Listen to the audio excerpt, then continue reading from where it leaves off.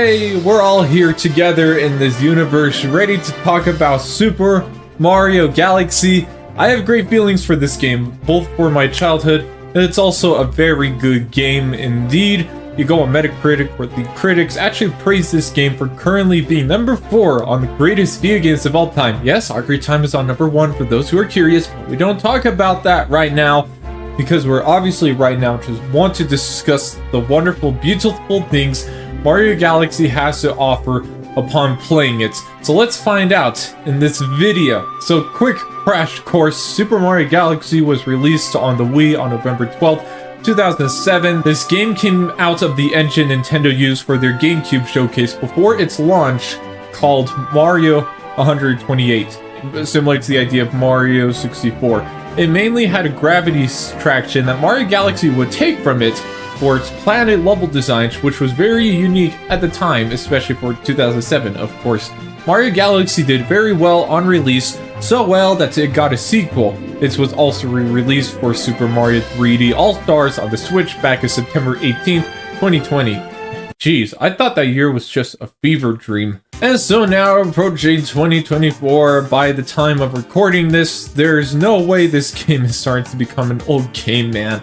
I first played this back when I was in my late elementary school years. I had so much fun playing this game with all of its level designs that literally flips your head. Beating it, of course, and then the years went by, and when 3D All-Stars released on the Switch, I of course bought it, and really that was when the game really began to get to me at an older age compared to before. I was pretty much in high school at this time, and then in the present day where I'm a grown man, this game still makes a grown man cry to me. Just from seriously playing this game again for this video, I especially hit a nostalgic spot when we appeared in Gateway Galaxy.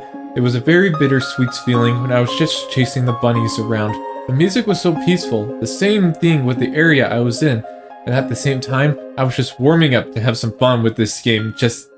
When we used the launch star and landed on the other planets, the whole field just felt more energetic with the music.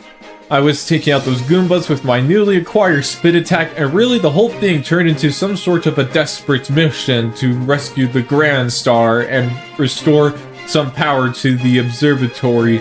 And upon retrieving the Grand Star, we flew to the Cosmic Observatory and talked to Rosalina about the havoc Bowser caused. From there, we went straight into the many galaxies, from Good Egg Galaxy to Gusty Garden Galaxy, and a favorite of mine, Toy Story Galaxy. Now, with all the fun aside, I do have some critique when I compare Galaxy to, I guess, mostly to Mario 64 and Odyssey. First off, Galaxy's levels are more linear, which for the case of this game definitely makes sense because it would be pretty easy to get lost, I guess, especially for the more crazy level designs, which does lead into many very cool parts into the game. But I still prefer how in Mario 64 and Odyssey, where you could just get some stars or moons out of order here and there, which makes playing those games a bit more interesting to play instead of just following a path.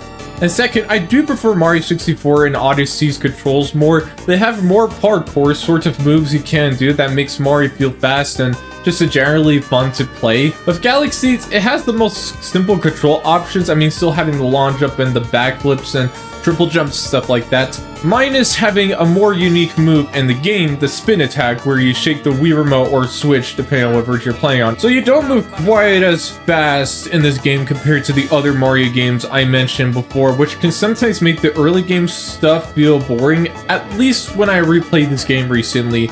But oh boy, getting to the mid and late game stuff is where this game truly shines. The added challenge gave way to some great galaxies to play on, and of course being sprinkled with some amazing music, which I will only mention this once here, so hear me out. Mario Galaxy probably has my favorite video game soundtrack of all time. Just freaking, the Gusty Garden theme is so good simply.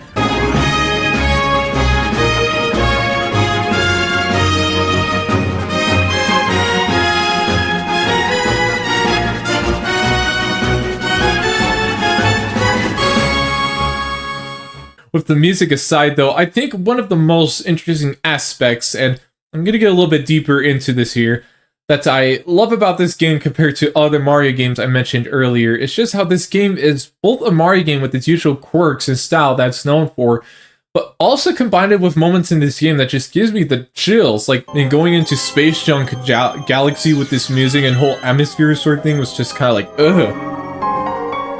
I had to take a break or something, at least at this moment.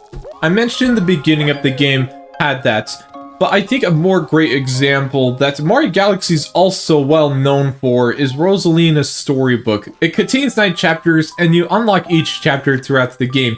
And I gotta say, no Mario game I've ever played so far went so deep into a character's backstory, especially being first introduced to Mario Galaxy in particular. The story is the experience of sadness and hope at the same time. The chills I mentioned before are definitely present in this part of the game. And here's the very interesting part of this whole thing that totally made me astonished. After you read all of the chapters, which happens near the end of the game, you get nothing. Was all of that even necessary? Well, I think this is where I really have to confess the idea on the pure magic Mario Galaxy has to so many others. It does an interesting thing that no other Mario game likes to do. That is to slow down a little, and not in a boring way, but in a more momentarily bitter piece sort of way. Let me give you a perspective to help you understand what I mean, probably. Other Mario games most of the time feel like a playground you go to as a kid that are very easy to enjoy. Mario Galaxy does have that, but there's also that bitterness shadow added, where you keep going home from that playground through the days. Like how you go into those Galaxy levels that are a lot of fun to play in, but are taken back to any of the domes that can represent rooms to your actual home in real life, like a bedroom, a kitchen, or even a place similar to some sacred place of yours. You get from what I'm saying here? Stuff like that could have easily been applied to other Nintendo franchises like Zelda and Metroid, even Super Smash Bros. Just franchises that can have something deep about them. But Mario somehow gets a shot of that almost sadness feeling in some parts of the game, and I think this is where some people feel for this game for being their favorite Mario game with that approach, and other fun things too, of course. I'm not saying that Mario Galaxy is a very sad game. It's as joyful as any Mario game can be, but it does have a creepy shadow that can sometimes lead you to pure nostalgia, just like me.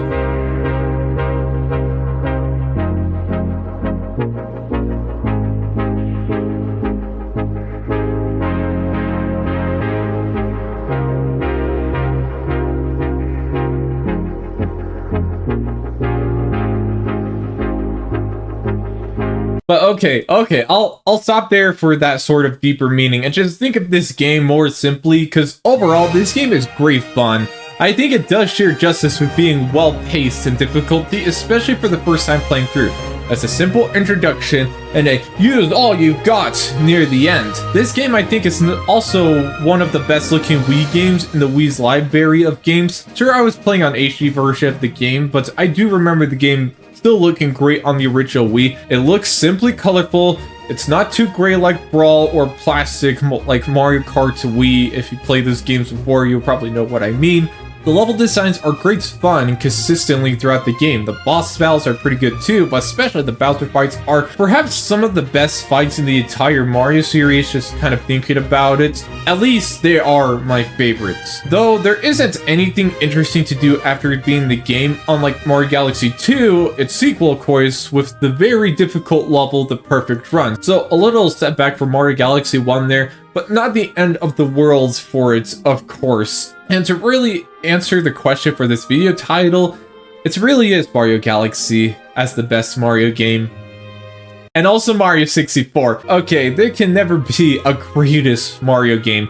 It is just that the question makes a great video title, but I do agree with having Mario Galaxy as one of the best Mario games in the series, and a great game over lots of other games. Maybe not like the critic score, it's still high up there, at least maybe a top 50. And if you haven't played this game yet, give it a shot. You don't need some of the nostalgia to enjoy this game like I mentioned, nor do you really need to beat other Mario games to get into Mario Galaxy. And of course, I don't expect you to make it your favorite Mario game, but I think you will still really like it and get why it's a great game to play and good times as always.